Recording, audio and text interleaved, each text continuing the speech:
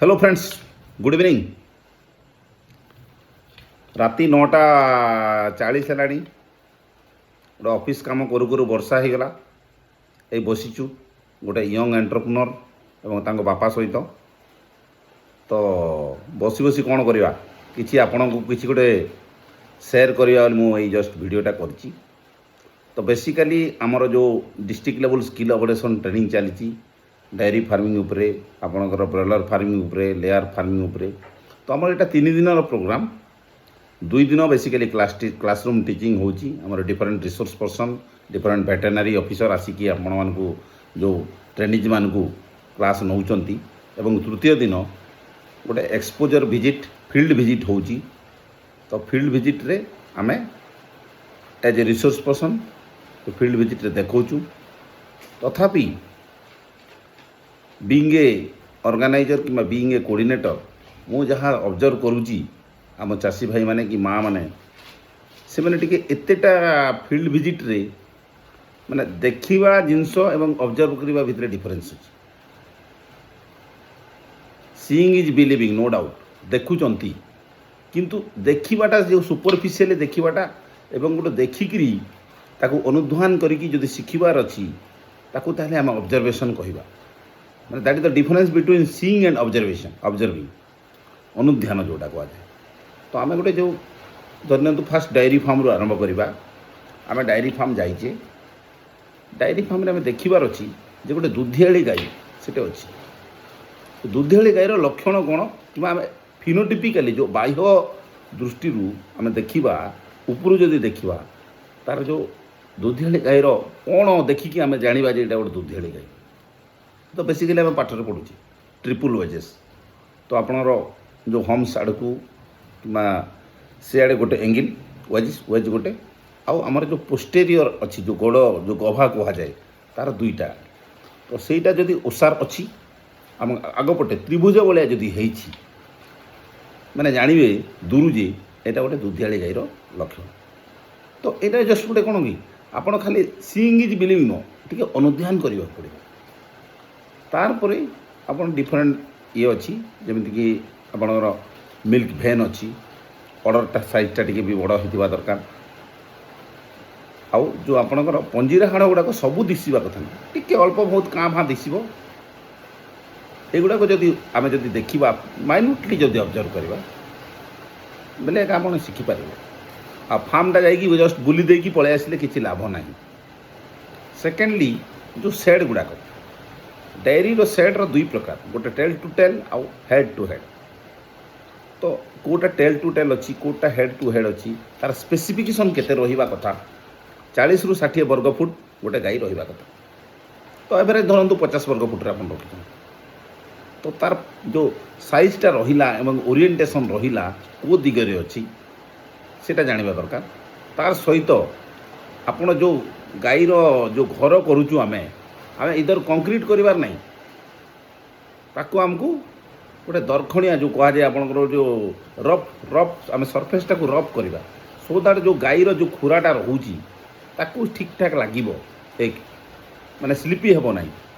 2 रे जो परिस्रा गाईर पड़ुची सेटा जदि दरखणिया थी माने स्लोपी थी बोले आप ड्रेन को आसिक पड़ो जोटा गटर गटर कौच।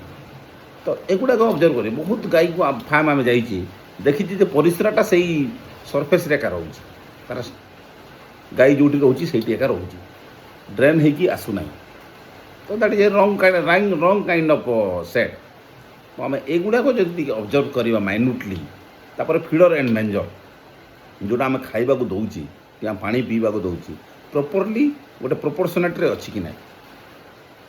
तापर गोटे स्टैंडिंग पैसेज रहा कथा जदि टेल टू टेल करुँच मझे गोटे स्टैंडिंग पैसेज रही आड़ को गोटे गटर रगुड़ाक छोट छोट जिनस को जब आप ऑब्जर्व करेंगे आपण निजर फार्म रे लगे कि काली सका जब आप फार्म कर लगे ताहले एका ये ट्रेनिंग रो मेन उद्देश्य अच्छे। आम जदि खाली आसिकी बसिकी शुणिकी जस्ट बुली देकी पलैले यहाँ लॉस्ट ऑफ और वेस्टेज ऑफ रिसोर्स आपणकर समय भी बर्बाद है, सरकार रो समय भी बर्बाद है। तो से मोर अनुरोध जे आपण माने देखा अपेक्षा ऑब्जर्व करूँ, अनुध्यान करूँ जे कौन से फार्म रे अच्छी ଆଉ ଏମିତି ନୁହଁ ଯେ ଫାର୍ମରେ ସବୁ ଜିନିଷ ଭଲ ଅଛି।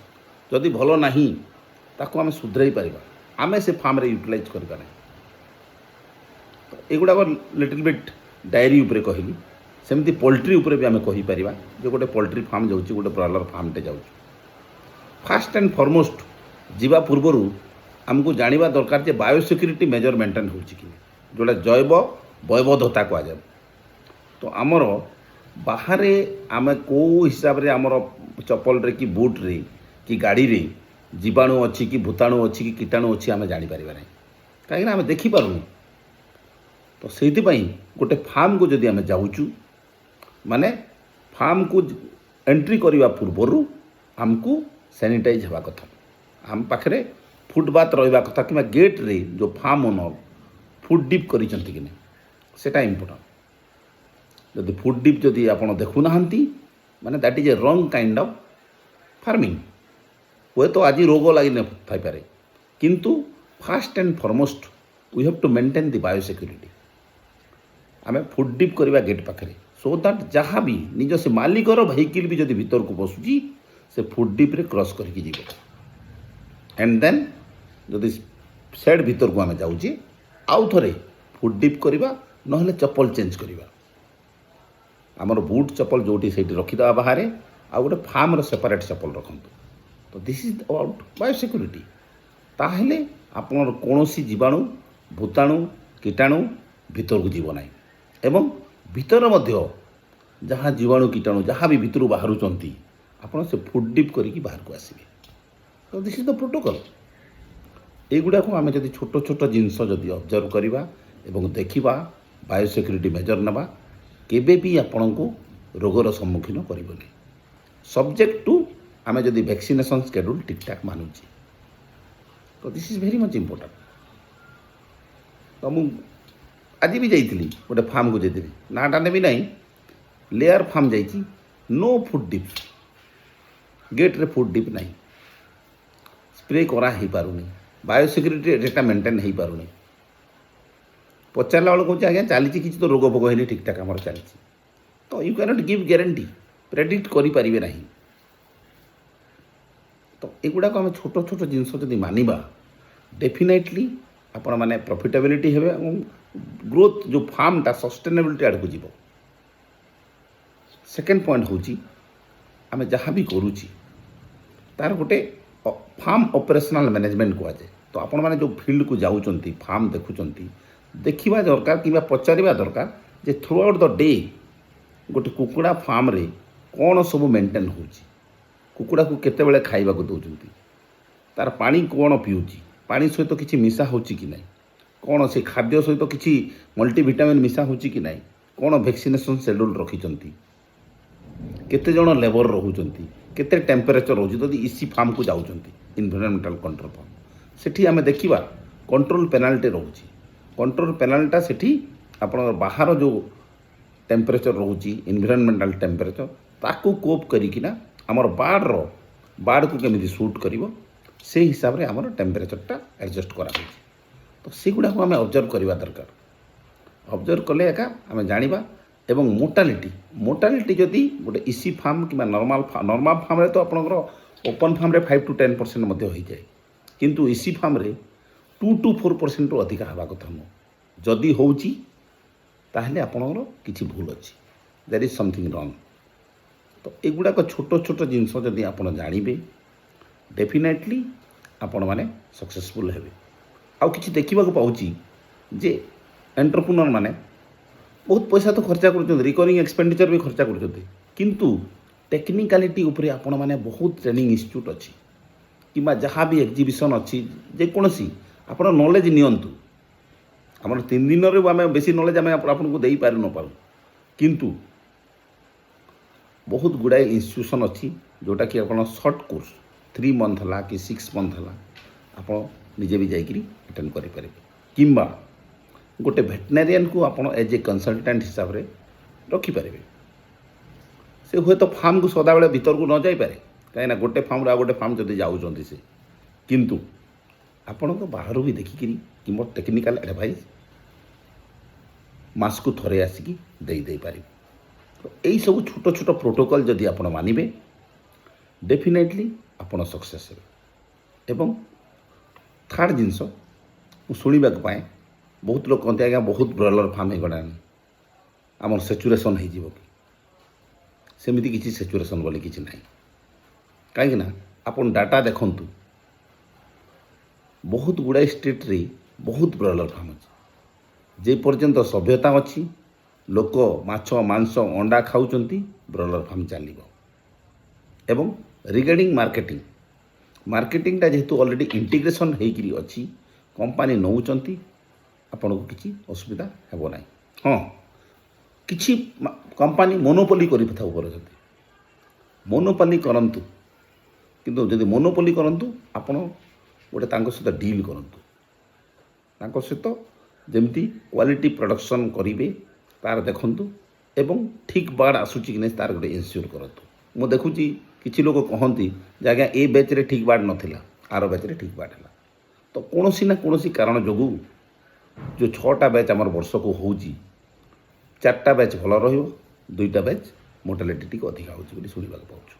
ତ ସେଗୁଡ଼ାକୁ ଆପଣମାନେ ଟିକେ ଜଷ୍ଟ ଟେକ୍ନିକାଲିଟି ଟିକେ ଷ୍ଟ୍ରଙ୍ଗ କରିବା ଏବଂ ତାଙ୍କ ସହିତ କମ୍ପାନୀ ସହିତ ଯଦି ଆମେ ଆଉ ଟିକେ ମିଟିଂ କରିକିରି ଯଦି ଏନ୍ସ୍ୟୁର୍ କରିବା ଯେ କ୍ୱାଲିଟି ଚିକ୍ସ ଏବଂ ଫିଡ୍ ଆମକୁ ଯଦି ଦେଉଛନ୍ତି, ଡେଫିନେଟଲି ଆମର ପ୍ରଡକ୍ସନଟା ବଢ଼ିବ। ଏବଂ ରିଗାର୍ଡ଼ିଂ ସେଚୁରେସନ୍ ବୋଲି କିଛି ନାହିଁ, କାହିଁକିନା ବିୟଣ୍ଡ ସେଚୁରେସନ୍ ଗୋଟେ ଟର୍ମ ଅଛି, ଦ୍ୟାଟ୍ ଇଜ୍ କଣ୍ଟେନମେଣ୍ଟ ଜୋନ୍।